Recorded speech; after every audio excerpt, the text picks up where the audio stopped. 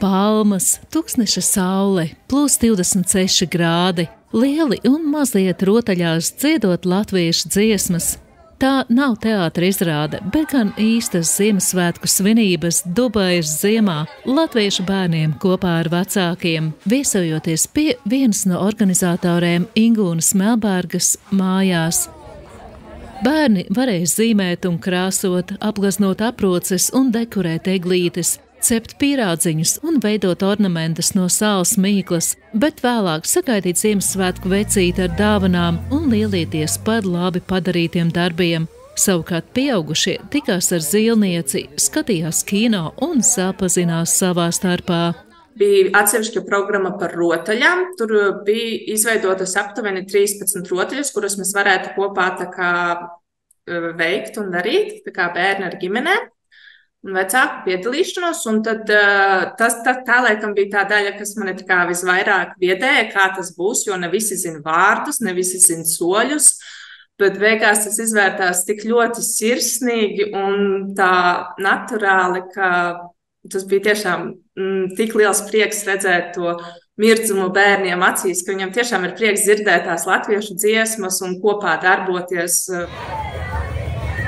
Pasākuma organizatori īpaši slavē Latvijas vēstnieces atbalstu, kas iedvesmojas apvienoties lielākiem plāniem nākotnē.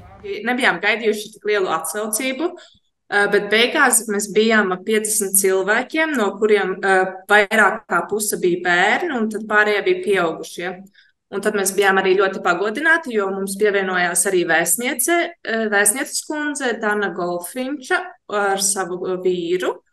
Un jā, tad mēs arī sajūtām tādu atbalstu, ka arī viņi ir ieinteresēti, ka latvieši tiekās un svin kopā svētkus un uztur latviešu tradīcijas Emirātos.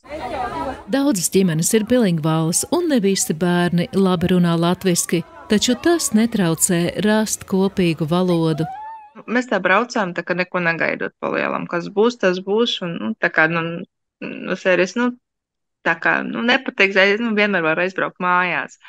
Jā, bet, patiesībā izvērsās tik ļoti forši, tik tie cilvēki tādi visi, wow.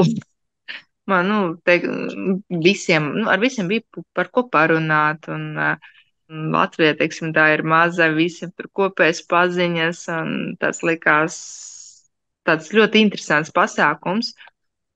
Bērni sajūsmā, un man puiši, pieņemsim, šausmīgi ilgojas pēc iespējas parunāt latviski. Un tas viņam bija tāds diezgan tāds liels, beidzot.